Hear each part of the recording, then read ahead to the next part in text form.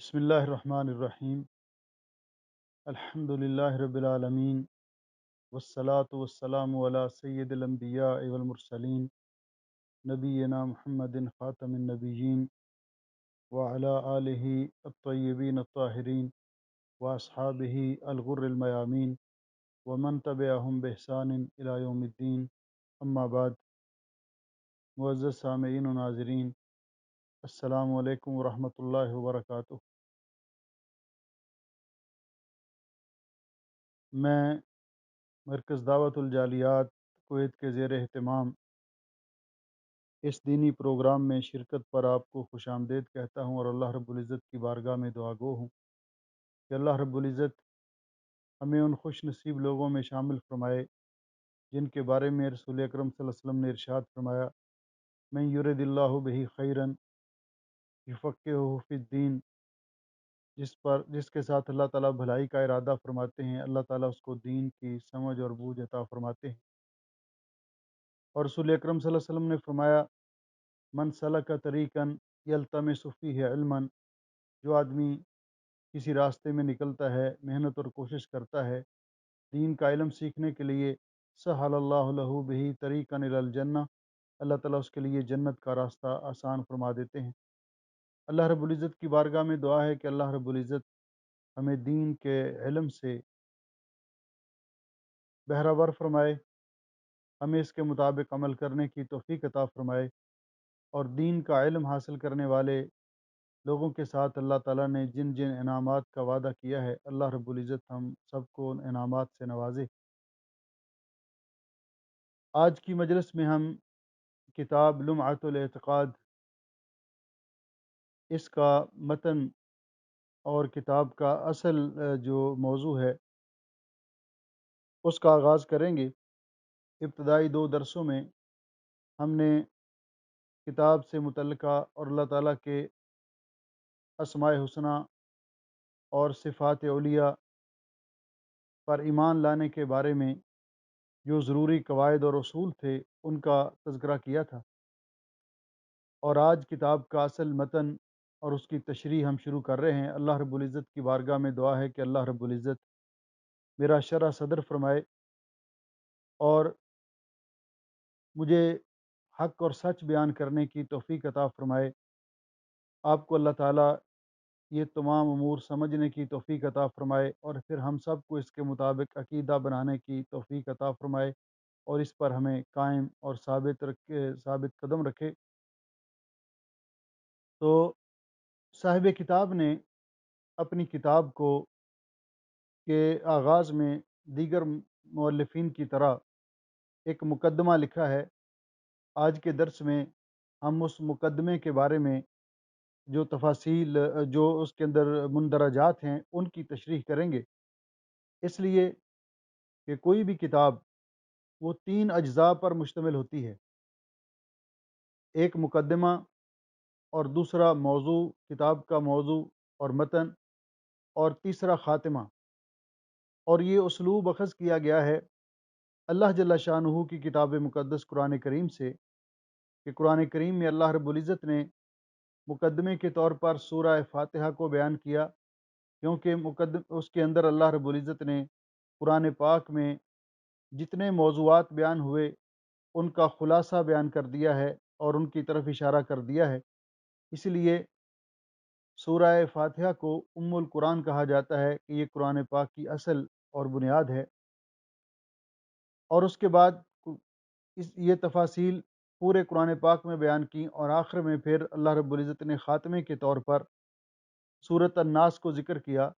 اگر ہم اس پہ غور کریں کہ جو چیزیں سورہ فاتحہ کے اندر اللہ رب العزت نے جن کی طرف اشارہ کیا اور جو بیان فرمائیں، وہی سورہ الناس کے اندر دہرائی ہیں، جس طرح اعوذ باللہ من الشیطان الرجیم، بسم اللہ الرحمن الرحیم، الحمد للہ رب العالمین، اور ادھر سورۃ الناس کے اندر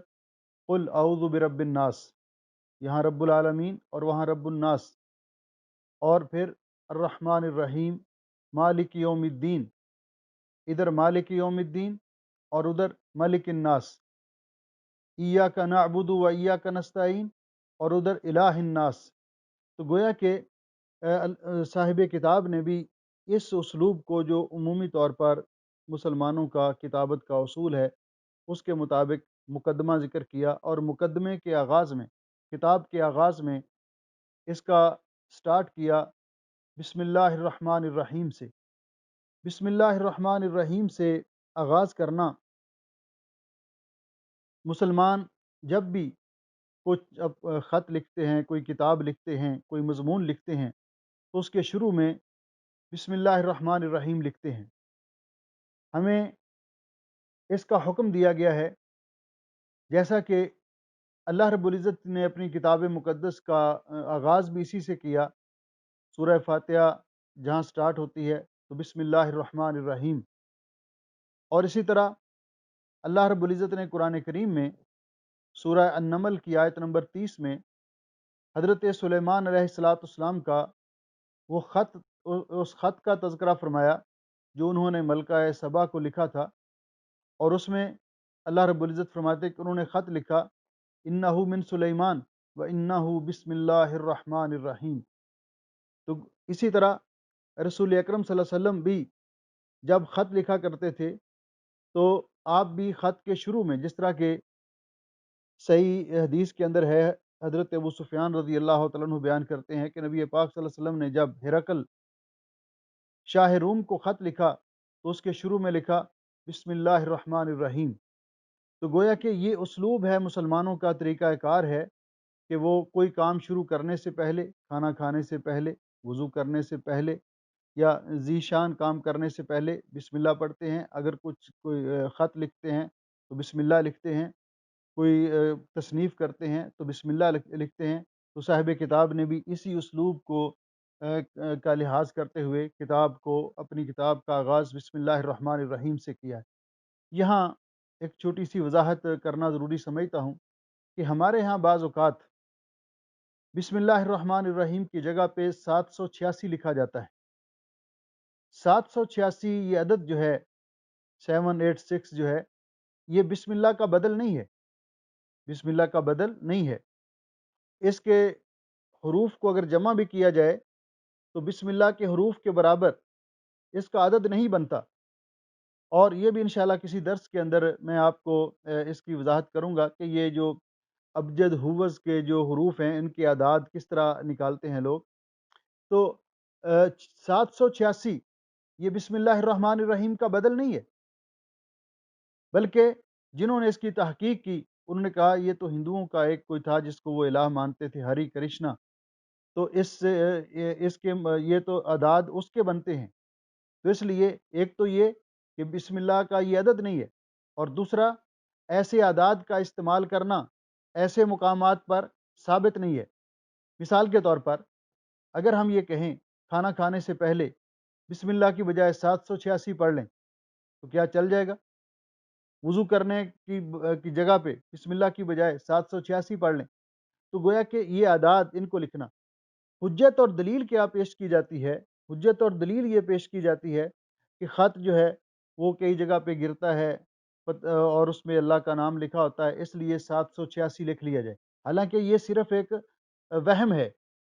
ایک یعنی ایک فریب زدہ کلام ہے۔ حقیقت ایسے نہیں، مسلمان جب بھی خط لکھتا ہے اس میں صرف بسم اللہ یعنی سٹارٹ میں ہی نہیں بلکہ جگہ جگہ پہ اللہ تعالیٰ کا نام آتا ہے۔ آپ خط لکھتے ہیں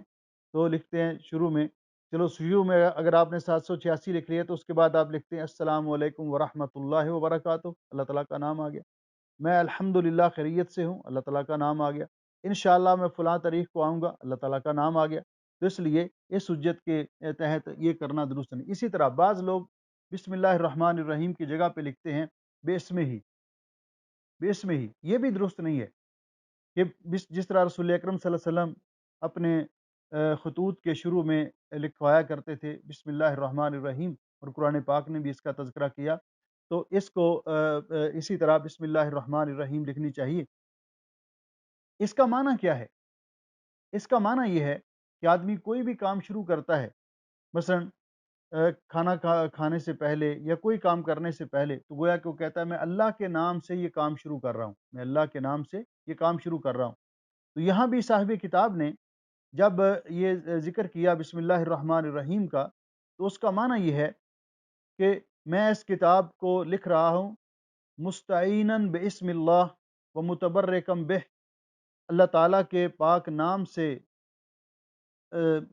کے ذریعے اللہ تعالیٰ کی مدد طلب کرتے ہوئے اور اس سے تبرک حاصل کرتے ہوئے کہ جو رحمان اور رحیم ہے، میں اس کتاب کا آغاز کر رہا ہوں، میں اس کتاب کا آغاز کر رہا ہوں۔ تو بسم اللہ الرحمن الرحیم کے بعد پھر صاحب کتاب نے لکھا الحمدللہ، الحمدللہ، گویا کہ اللہ تعالیٰ کی حمد اور ثنا کے بعد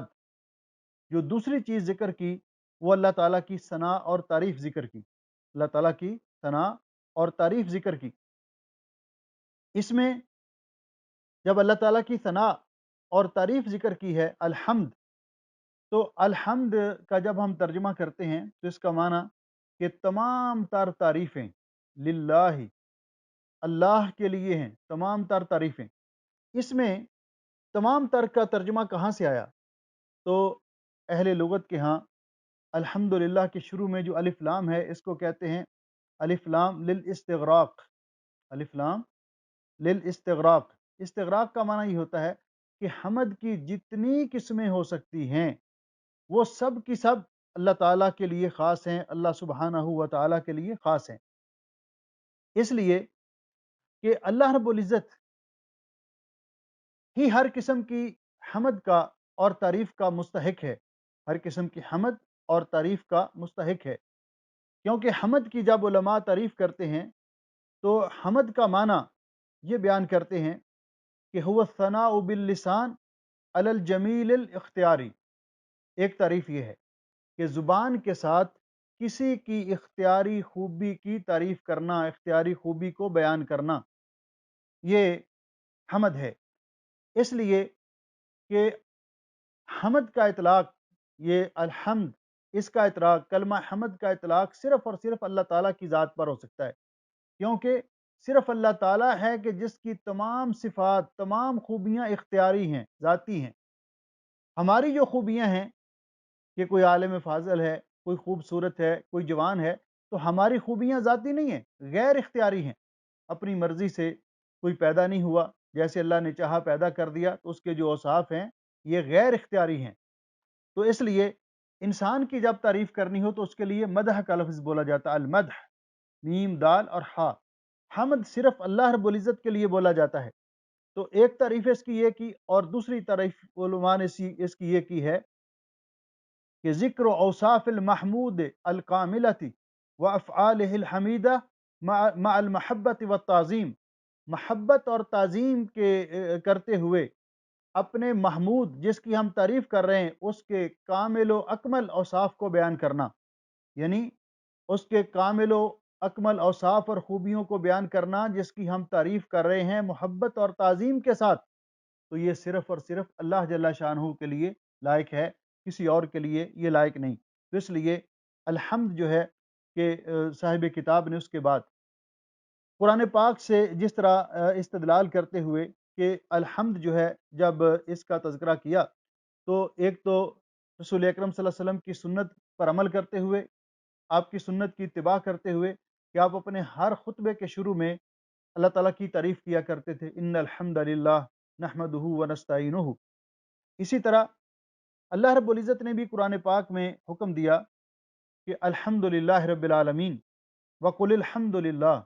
اور یہ کہیے کہ تمام تعریفیں اللہ کے لیے ہیں۔ تو اس لیے دوسرا رسول اکرم صلی اللہ علیہ وسلم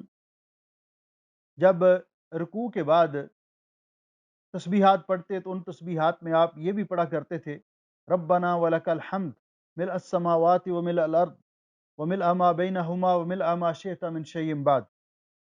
اسی طرح حدیث پاک میں آتا ہے الحمد، یہ وہ مبارک کلمہ ہے، والحمد للہ تملأ المیزان، جس کے ساتھ قیامت کے دن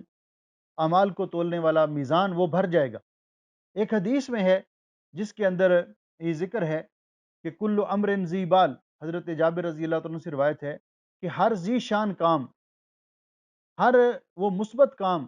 پازیٹیو کام، لا یبدأ فیہ بالحمد للہ فہو اقطع، اگر اس کو الحمدللہ سے شروع نہ کیا جائے تو وہ ادھورا رہتا ہے۔ لیکن یہ حدیث جو ہے سند کے اعتبار سے ضعیف ہے،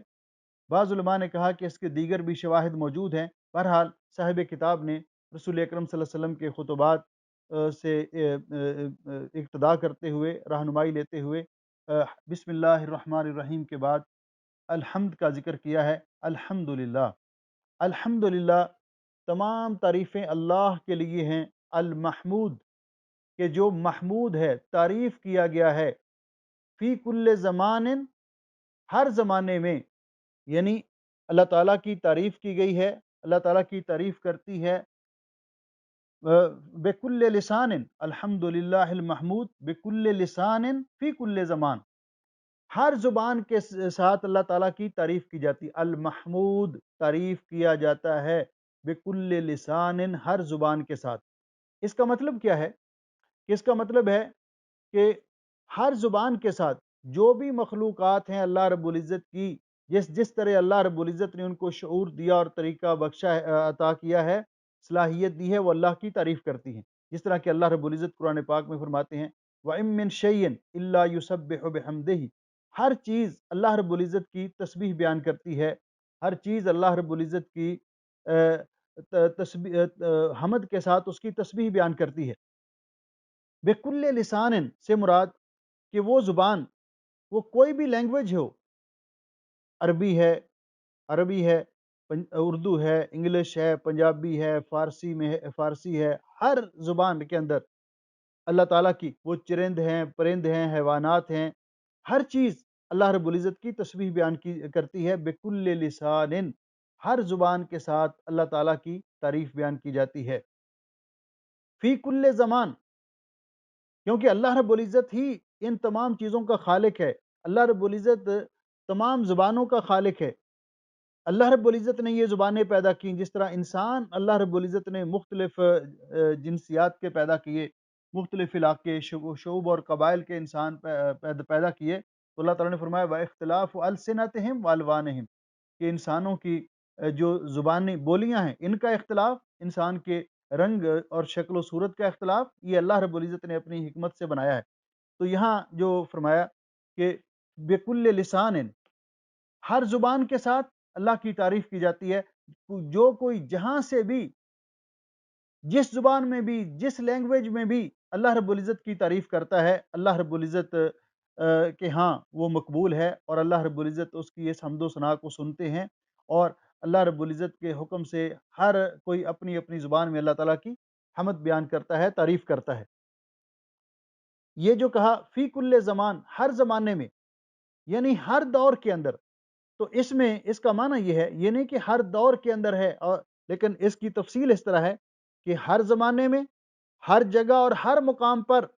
اللہ تعالیٰ کی بندگی کی جاتی ہے، اور اللہ تعالیٰ کی تسبیح بیان کی جاتی ہے، اللہ تعالیٰ کی حمد کی جاتی ہے، اللہ تعالیٰ کی حمد کی جاتی ہے۔ فی کل المحمود بکل لسان فی کل زمان۔ اس کے بعد حمد جو ہے، شیخ الاسلام ابن تیمیہ رحمۃ اللہ علیہ فرماتے ہیں کہ حمد کی دو قسمیں ہیں، حمد کی دو قسمیں ہیں۔ ایک حمد ہے جو شکر کے معنی میں ہے، ایک حمد شکر کے معنی میں ہے، اور وہ ہے کہ حمد علی احسانہ الی عبادہ، کہ اللہ تعالیٰ اپنے بندوں پر احسان کرتا ہے، اپنے بندوں پر انعام کرتا ہے، تو اللہ کا بندہ اس انعام اور احسان پر اللہ تعالیٰ کی حمد بیان کرتا ہے۔ تو یہ حمد شکر کے معنی میں ہے۔ مثال کے طور پر ہم کھانا کھاتے ہیں، تو کھانا کھانے کے بعد ہم دعا پڑھتے ہیں۔ اب اللہ نے ہمیں کھانا میسر فرمایا، اللہ تعالیٰ کے اس احسان پر، اللہ تعالیٰ کے اس انعام پر ہم کھانا کھانے کے بعد دعا پڑھتے ہیں الحمدللہ الذی اطعم وسقا وسوغہ وجعل لہ مخرجا، تمام تعریفیں اس اللہ کے لیے ہیں جس نے ہمیں کھلایا اور پلایا، اور پھر اس کے نکلنے کا راستہ بنایا۔ اس طرح ہم رات کو نیند سے بیدار ہوتے ہیں، تو صبح اللہ تعالیٰ ہمیں سلانے کے بعد دوبارہ زندگی بخشتا ہے اور دوبارہ ہمیں بیدار کرتا ہے، تو ہم پھر اللہ تعالیٰ کی تعریف کرتے ہیں کہ الحمدللہ الذی احیانا بعد ما اماتنا۔ تو گویا کہ جو حمد اللہ کے احسان اور نعمت کے مقابلے میں ہے، تو اس کو شکر کہا جاتا ہے، تو یہ حمد کی ایک قسم ہے۔ اور دوسری قسم یہ ہے کہ وہ اوصاف اور وہ صفات جن کی بنیاد پر اللہ رب العزت ہر قسم کی تعریفات کا مستحق ہے، تو اسے الحمد کہا جاتا ہے، کہ وہ حمد اللہ تعالیٰ کی ذاتی صفات، اختیاری صفات اور اختیاری خوبیوں پر جو ہم کرتے ہیں تو اللہ تعالیٰ کی حمد ہے، خواہ وہ نعمت کے مقابلے میں ہو یا غیر نعمت کے مقابلے میں ہو۔ تو اس کے بعد فرمایا، یہ حمد کا بیان کرنے کے بعد تو الحمدللہ، لفظ اللہ جو ہے، لفظ جلالہ، یہ اللہ رب العزت کا اسم ذاتی ہے، اعرف المعارف ہے، اور یہ اللہ تعالیٰ کا پاک نام کسی اور کے لیے استعمال کرنا جائز نہیں۔ صاحب لغت اس کو کہتے ہیں کہ یہ اعرف المعارف ہے، سب معرفوں سے بڑا معرفہ ہے، اور یہ ہمیشہ اللہ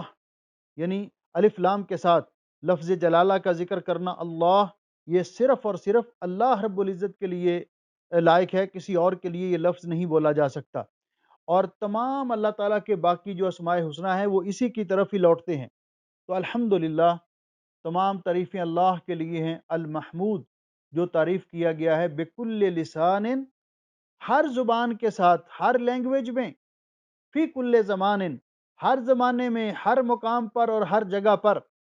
الذی، پھر اس کے بعد صاحب کتاب نے اللہ تعالیٰ کے کچھ اوصاف ذکر کی ہیں۔ تو جس طرح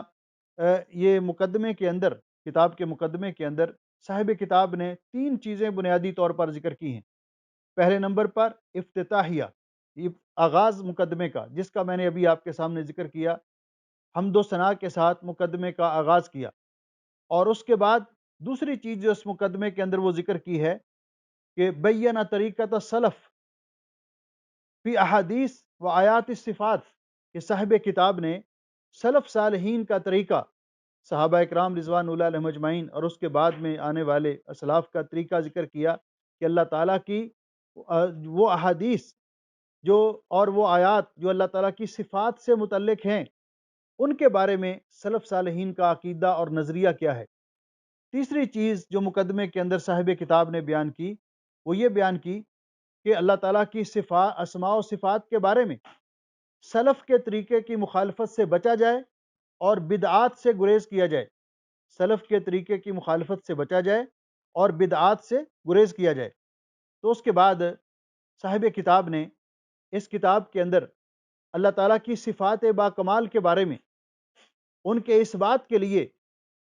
2 طریقے سے ان اصول ذکر کیے ہیں اور نصوص کا ذکر کیا ہے۔ پہلے نمبر پر فرمایا، الذی لا یخلو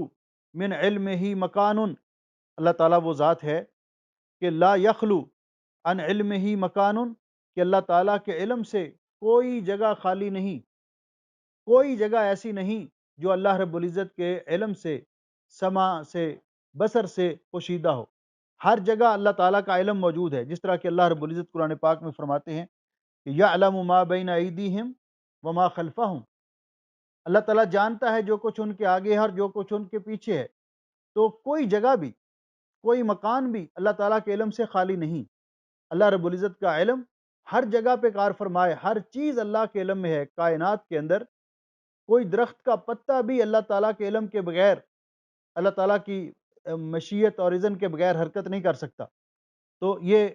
اللہ تعالیٰ کی صفات علیہ کو ثابت کیا کہ اللہ تعالیٰ کا علم کامل ہے، یعنی اللہ رب العزت کے علم کامل کو بیان کیا کہ اللہ جل شانہ کا وہ کامل علم ہے کہ جس علم کے ذریعے اللہ رب العزت کائنات کی ہر چیز کو جانتا ہے، اور کائنات کی ہر چیز اللہ رب العزت کے علم میں ہے۔ اس سے پہلے ایک بات جو رہ گئی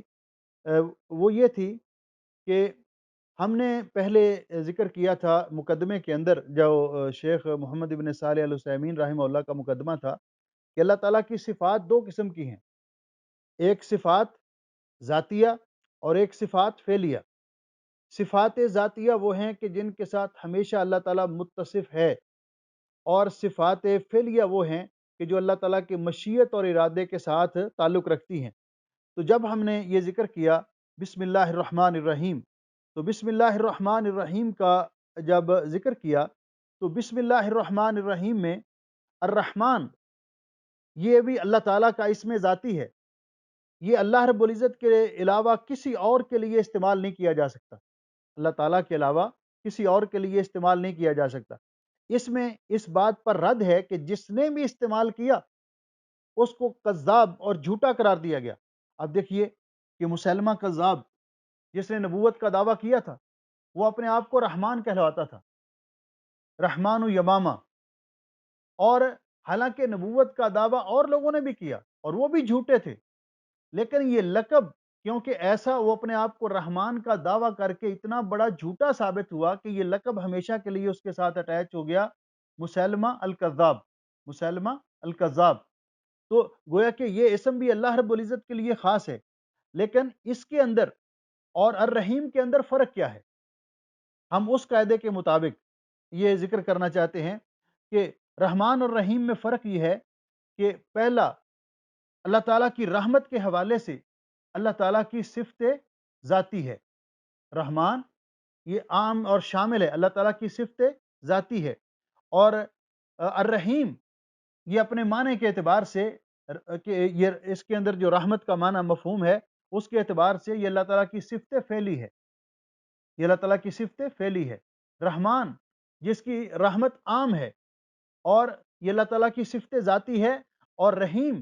یہ صفت فعلی ہے کہ جب اللہ تعالیٰ کسی پر رحم کرتا ہے، اور یہ خاص لوگوں پر، جس طرح کہ اللہ رب العزت نے فرمایا الرحمن جو ہے یہ رحمت پوری کائنات کے لیے ہے،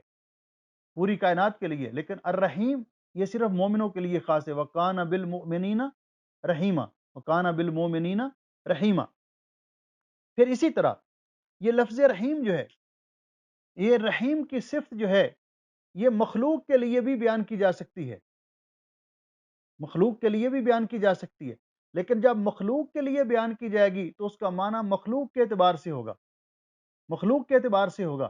یہ وہ مشترک صفات میں سے۔ تو جب یہ اللہ جل شانہ کے لیے صفت بیان ہوگی تو اس کا معنی یہ ہوگا کہ اللہ تعالیٰ کی ذاتی صفت ہے،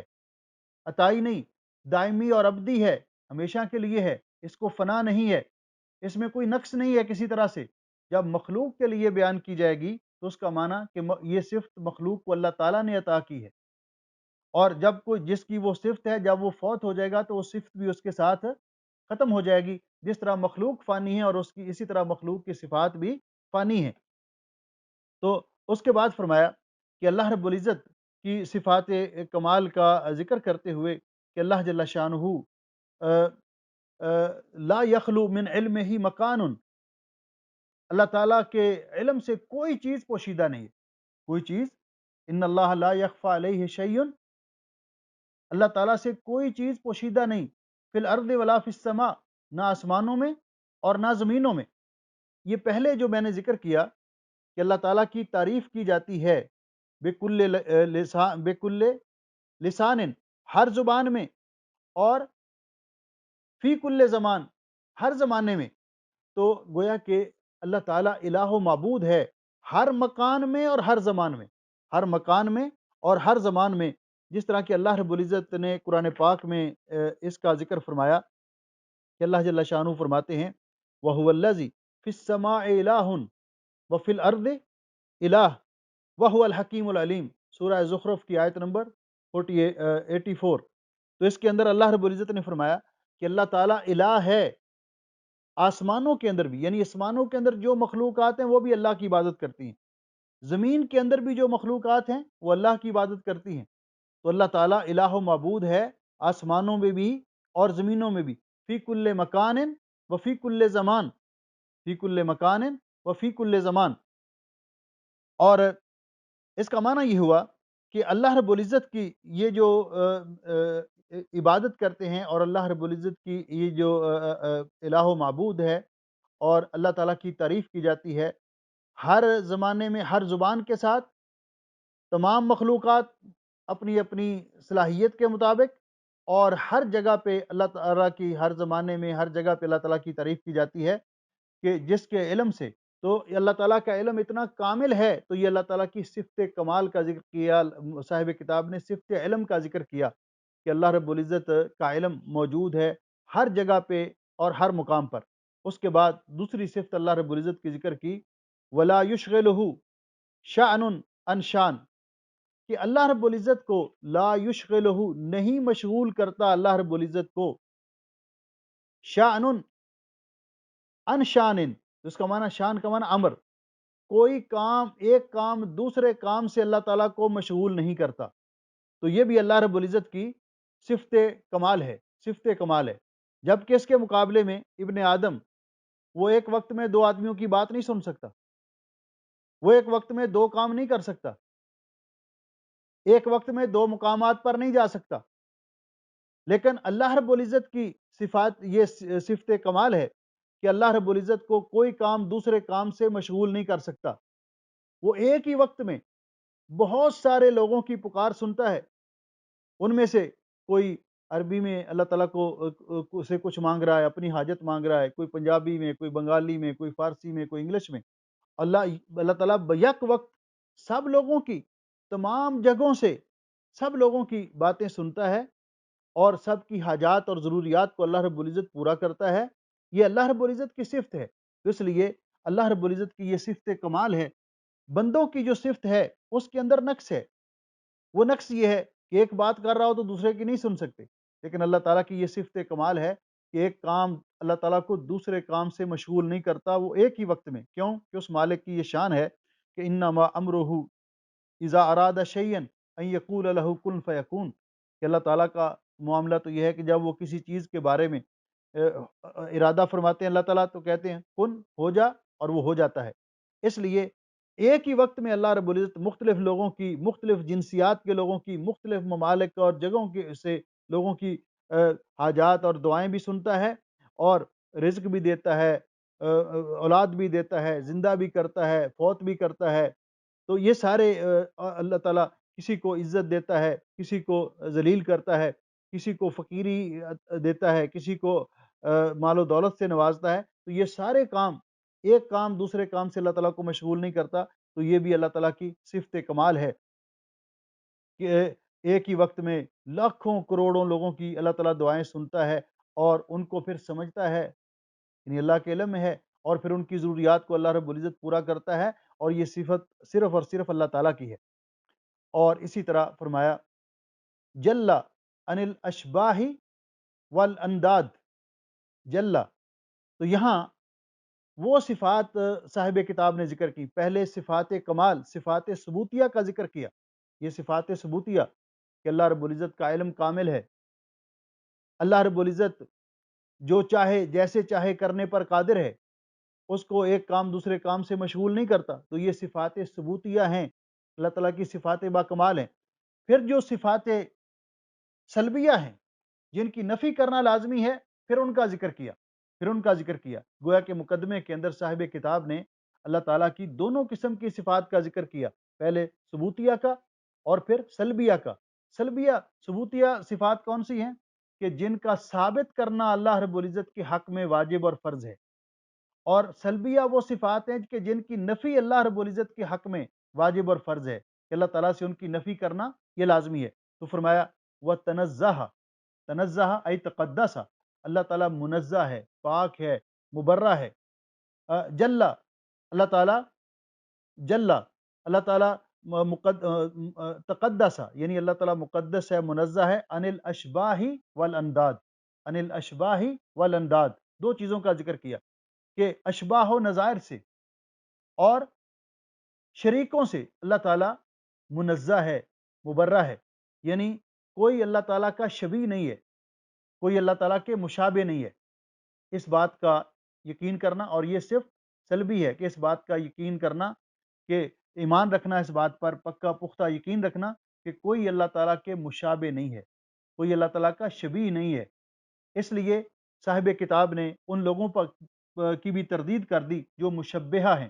مشبہہ ایک فرقہ ہے، ایک گروہ ہے کہ جو اللہ رب العزت کو مخلوق کے مشابہ قرار دیتے ہیں، اللہ تعالیٰ کو مخلوق کے مشابہ قرار دیتے ہیں، تو ان کی بھی نفی کی۔ والانداد، انداد جو ہے یہ ند کی جمع ہے، تو گویا کہ اللہ تعالیٰ اشباہ و نظائر سے، اللہ تعالیٰ شریکوں سے، اپنے جیسوں سے، اپنے ساتھ مشابہت سے منزہ اور مبرہ ہے، جس کا ترجمہ ہم کریں گے ای عظم و تنزہ، کہ اللہ تعالیٰ عظیم اور بالا تر ہے اور مقدس اور پاک ہے، دور ہے اشباہ سے۔ اشباہ شبیہ کی جمع ہے، اشباہ شبیہ کی جمع ہے کہ اللہ تعالیٰ اس بات سے منزہ اور مبرہ ہے کہ کوئی اللہ تعالیٰ کا شبیہ ہو، اللہ تعالیٰ کے مشابہ ہو۔ اور دوسرا ند، انداد یہ ندن کی جمع ہے، انداد ندن کی جمع ہے، تو ند کا معنی ہے مثیل، کہ اللہ تعالیٰ اس سے بھی منزہ اور مبرہ ہے کہ کوئی اللہ تعالیٰ کی مثل ہو، کوئی اللہ تعالیٰ کی مثل ہو۔ اس لیے اللہ رب العزت نے قرآن پاک میں فرمایا فَلَا تَجْعَلُوا لِلَّهِ اندادا وَأَنْتُمْ تَعْلَمُونَ، تم اللہ تعالیٰ کا کسی کو ند نہ بناؤ، اللہ تعالیٰ کے لیے انداد نہ بناؤ، ند نہ بناؤ، اللہ تعالیٰ کی مثل کسی کو قرار نہ دو۔ اور اسی طرح فرمایا وَلَمْ يَكُنْ لَهُ كُفُوًا أَحَدٌ، اور کوئی بھی اللہ رب العزت کی برابری کرنے والا نہیں ہے۔ اور اللہ رب العزت نے ان لوگوں کی مذمت کی کہ جو لوگ اللہ تعالیٰ کے علاوہ اللہ تعالیٰ کی مخلوق میں سے کسی کو اللہ تعالیٰ کا ند بناتے ہیں، تو اللہ تعالیٰ فرماتے ہیں وَمِنَ النَّاسِ مَن يَتَّخِذُ مِن دُونِ اللَّهِ أَندَادًا يُحِبُّونَهُمْ كَحُبِّ اللَّهِ۔ اور حضرت عبداللہ ابن مسعود رضی اللہ تعالیٰ عنہ بیان کرتے ہیں کہ میں نے نبی پاک صلی اللہ علیہ وسلم سے سوال کیا کہ ایو ذنب اعظم، سب سے بڑا ذنب کون ہے، گناہ کون سا ہے؟ تو آپ نے فرمایا ان تجعل للہ ندا وہو خلقک، یا آپ کسی کو اللہ تعالیٰ کا ند قرار دیں، اللہ تعالیٰ کی مثل قرار دیں، حالانکہ اللہ رب العزت نے آپ کو پیدا کیا ہے۔ اس کے بعد فرمایا وَتَنَزَّہَ، اور اللہ تعالیٰ منزہ ہے، پاک ہے، مبرہ ہے، عن الصاحبۃ والاولاد، عن الصاحبۃ بیوی سے اور اولاد سے، یعنی ان چیزوں کی اللہ تعالیٰ سے نفی کرنا لازمی ہے۔ یہ عقیدہ رکھنا کہ اللہ جل شانہ کی کوئی اولاد ہے یا اللہ تعالیٰ کی کوئی بیوی ہے، یہ اتنا بڑا گناہ ہے، اتنا بڑا جرم ہے، تو اس سے تنزہ، اللہ تعالیٰ منزہ ہے، اس میں ان لوگوں کی نفی کر دی کہ جو کہتے ہیں کہ اللہ تعالیٰ کی بیوی ہے، اللہ تعالیٰ کی اولاد ہے۔ مسلمانوں کا یہ عقیدہ ہے کہ مسلمان اس بات پر یقین رکھتے ہیں کہ اللہ رب العزت کی کوئی شبیہ نہیں، کوئی مثیل نہیں، کوئی بیوی نہیں، کوئی اولاد نہیں، کوئی بیوی نہیں، کوئی اولاد نہیں۔ تو یہ مسلمان اس بات پر ایمان رکھتے ہیں گویا کہ وہ یہ صفات سلبیہ جو ہیں ان کی اللہ تعالیٰ سے نفی کرتے ہیں، ان کی اللہ تعالیٰ سے نفی کرتے ہیں۔ تو اس میں تنزہ عن الصاحبۃ والاولاد ای تنزہ تقدس عن الصاحبۃ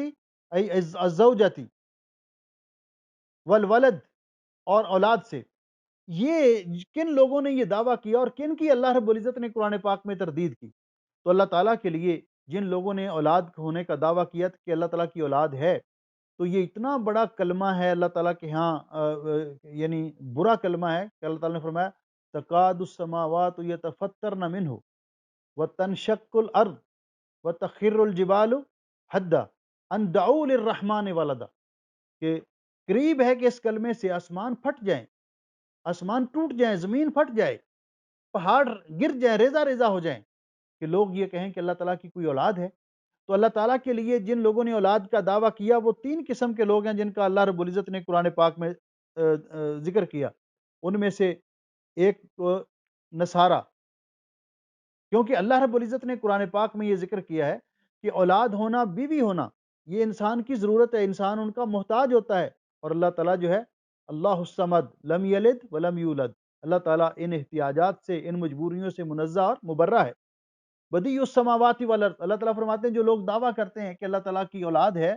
تو اللہ تعالیٰ تو بدیع السماوات والارض انا یکون لہ ولد ولم تکن لہ صاحبہ، اللہ تعالیٰ کی اولاد کیسے ہو سکتی جبکہ اللہ تعالیٰ کی صاحبہ ہی نہیں، اللہ تعالیٰ کی بیوی نہیں، اللہ تعالیٰ ان چیزوں سے منزہ اور مبرہ ہے۔ وَأَنَّهُ تَعَالَى جَدُّ رَبِّنَا، اللہ تعالیٰ کی شان بہت بلند ہے اس سے، مَتَّخَذَ صَاحِبَةً وَلَا وَلَدًا، اللہ کی کوئی بیوی نہیں اور کوئی اولاد نہیں۔ تو جنہوں نے اللہ تعالیٰ کے لیے اولاد کا دعویٰ کیا ان میں سے ایک تو نصارہ ہیں، عیسائی ہیں، انہوں نے حضرت عیسیٰ علیہ السلام کو اللہ کا بیٹا قرار دیا، اور دوسرے یہود ہیں، انہوں نے حضرت عزیر کو اللہ تعالیٰ کا بیٹا قرار دیا، جس طرح اللہ فرماتے ہیں قالت الیہود عزیر ابن اللہ وقالت النصارى المسیح ابن اللہ۔ تیسری قسم کے وہ لوگ جو زمانہ جاہلیت میں مشرکین مکہ ہیں، وہ فرشتوں کو اللہ تعالیٰ کی بیٹیاں کہتے تھے، وہ فرشتوں کو اللہ تعالیٰ کی بیٹیاں کہتے تھے، تو اللہ تعالیٰ فرماتے ہیں وَجَعَلُوا لِلَّهِ الْبَنَاتِ سُبْحَانَهُ وَلَهُمْ مَا يَشْتَهُونَ، کہ اللہ تعالیٰ کی کہتے ہیں اللہ کی بیٹیاں ہیں، اپنے لیے بیٹے پسند کرتے ہیں اور اللہ تعالیٰ کے نام بیٹیاں لگاتے ہیں، تو گویا کہ اللہ تعالیٰ اولاد سے، بیوی سے، ان حاجات سے، ان کمزوریوں سے منزہ ہے اور مبرہ ہے۔ تو گویا کہ صاحب کتاب نے یہاں تک مقدمے کے اندر جو بیان کیا، اس میں انہوں نے بیان کیا کہ اللہ رب العزت کہ صفات ثبوتیہ سے متصف ہے اور صفات سلبیہ کا اللہ تعالیٰ سے نفی کرنا واجب اور لازم ہے۔ اور اس کے بعد فرمایا وَنَفَذَ حُکْمَهُ فِي جَمِيعِ الْعِبَادِ، اللہ تعالیٰ کا حکم تمام بندوں کے حق میں نافذ ہے۔ اللہ تعالیٰ کا حکم تمام بندوں کے حق میں نافذ ہے۔ یہ جو اللہ رب العزت کا حکم ہے تمام بندوں کے حق میں نافذ ہے اور واقع ہونے والا ہے، اس کو کوئی ٹال نہیں سکتا۔ فلا راد لقضائه ولا معقب لحکمہ، اللہ تعالیٰ کے قضاء و قدر کے فیصلے کو کوئی رد نہیں کر سکتا اور اللہ تعالیٰ کے حکم کو کوئی مؤخر اور ٹال نہیں سکتا۔ تو اس لیے اللہ رب العزت قرآن پاک میں فرماتے ہیں لا معقب لحکمہ وہو سریع الحساب، کوئی اللہ تعالیٰ کے حکم کو مؤخر نہیں کر سکتا۔ اذا قضا امرا فانما یقول له کن فیکون، جب اللہ تعالیٰ فیصلہ کرتے ہیں تو حکم دیتے ہیں کہ ہو جا اور وہ ہو جاتا ہے۔ تو گویا کہ یہ اللہ تعالیٰ کا فیصلہ جو نافذ ہے، اس کے نافذ کی کہ بعض اللہ تعالیٰ کے فیصلے مخلوق مومن ہو یا کافر ہو، ہر ایک کے حق میں اللہ تعالیٰ کا وہ جو فیصلہ ہے وہ نافذ ہو کر رہے گا، کوئی اس کو ٹال نہیں سکتا۔ اس کے بعد فرمایا لا تمثلہ العقول بالتفکیر، انسانی عقل جو ہے اپنی سوچ اور فکر کے ساتھ اللہ تعالیٰ کی مثال بیان نہیں کر سکتی۔ انسانی فکر اور انسان کی قوت ادراک کے اندر یہ اتنی طاقت نہیں ہے اور قوت نہیں ہے، صلاحیت نہیں ہے انسانی عقل کے اندر کہ وہ اللہ تعالیٰ کی مثال بیان کر سکے کہ اللہ تعالیٰ کی مثال ایسے ہے، اللہ تعالیٰ کی مثال ایسے ہے۔ جیسا کہ ہم پہلے یہ قاعدہ بیان کر کے آئے ہیں، القول فی الصفات کالقول فی الذات، کہ اللہ تعالیٰ کی صفات کے بارے میں اسی طرح عقیدہ رکھا جائے گا جس طرح اللہ تعالیٰ کی ذات کے بارے میں ہے۔ تو اللہ تعالیٰ کی ذات کے بارے میں جس طرح ہم کوئی کیفیت بیان نہیں کر سکتے، اس کی اللہ تعالیٰ کا حلیہ اور بیان نہیں کر سکتے، اسی طرح اللہ تعالیٰ کی صفات کے بارے میں بھی ہم کوئی تمثیل نہیں، مثال نہیں بیان کر سکتے کہ اللہ تعالیٰ کی یہ صفت فلاں کی طرح ہے، اللہ تعالیٰ کی یہ صفت ایسی ہے۔ اور اس کے بعد فرمایا قلوب بالتصویر، اور نہ ہی دل اللہ تعالیٰ کی شکل و صورت کا نقشہ کھینچ سکتا ہے کہ انسان دل میں خیال کرے کہ اللہ تعالیٰ ایسا ہے، اللہ تعالیٰ کا ایسا نقشہ ہے۔ یہ بھی انسان کے عقل اور انسان کے دل سے بالا تر چیز ہے۔ نہ کوئی انسان اللہ تعالیٰ کی مثال بیان کر سکتا ہے اپنی سوچ و فکر اور عقل کو استعمال کر کے، اور نہ ہی کوئی اللہ تعالیٰ کا کوئی نقشہ کھینچ سکتا ہے، وہ انسانی عقل کی قوت و تصور سے بالا تر ہے۔ اس کے بعد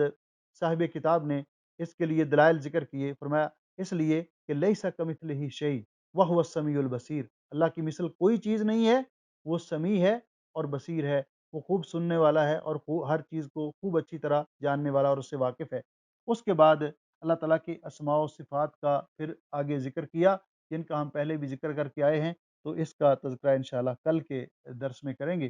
اللہ رب العزت ہمیں کتاب مقدس کا اپنے قرآن پاک کے اندر اور حدیث پاک کے اندر جو اللہ تعالیٰ کی صفات اور اللہ تعالیٰ کے اسماء حسنہ کے بارے میں عقیدہ بیان کیا گیا، اللہ تعالیٰ اس پر ہمیں ایمان اور یقین کی توفیق بخشے۔ جس طرح کے ہمیں حکم دیا گیا ہے قرآن کریم میں اور حدیث پاک میں، اسی طرح ہم اس پر ایمان لائیں اور اس کے تقاضوں کو پورا کریں۔ اور یہ مقدمہ جو ہوتا ہے نا کتاب کا، یہ تھوڑا سا مشکل ہوتا ہے، صاحب کتاب نے ایک نچوڑ بیان کیا ہوتا ہے چند لفظوں کے اندر، اس لیے اس کی شرح کے لیے تھوڑا وقت چاہیے ہوتا ہے اور اس کو سمجھنے کے لیے بھی تھوڑا سا کھلا ذہن چاہیے ہوتا ہے۔ اس لیے آج جو مقدمہ تھا اس کا بھی ربع بھی تقریباً بیان ہوا ہے، باقی انشاءاللہ اور چونکہ بنیادی چیزیں بیان ہو گئی ہیں، باقی انشاءاللہ کل کے درس میں بیان کریں گے۔ تو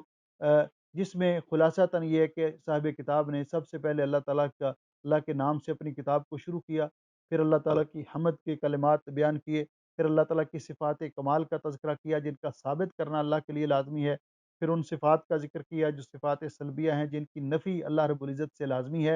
اور پھر اس بات کا کہ کوئی بھی اللہ تعالیٰ کی مثال بیان نہیں کر سکتا، اللہ تعالیٰ سے ہر قسم کے شبیہ، ند اور مثیل کی نفی کی، اولاد کی اور زوجہ کی نفی کی کہ اللہ تعالیٰ یہ انسانوں کی ضروریات ہیں اور یہ ایک دوسرے کے حاجت مند ہے، لیکن اللہ تعالیٰ کو کسی کی ضرورت اور حاجت نہیں ہے، اللہ تعالیٰ ان چیزوں سے مبرہ اور منزہ اور مبرہ ہے۔ اللہ تعالیٰ ہمیں یہ جو ہم علم حاصل کر رہے ہیں اللہ اس میں نفع عطا فرمائے، ہمارے لیے خیر و برکت کا باعث بنائے۔ باقی انشاءاللہ کل بیان کریں گے۔ بارک اللہ فیکم، السلام علیکم ورحمۃ اللہ وبرکاتہ۔ جب یہ مقدمہ ختم ہو جائے گا تو اس کے بعد پھر انشاءاللہ اس کے متعلق جو سوالات ہیں وہ ہم بیان کریں گے، آپ کو بتائیں گے۔ السلام علیکم ورحمۃ اللہ وبرکاتہ۔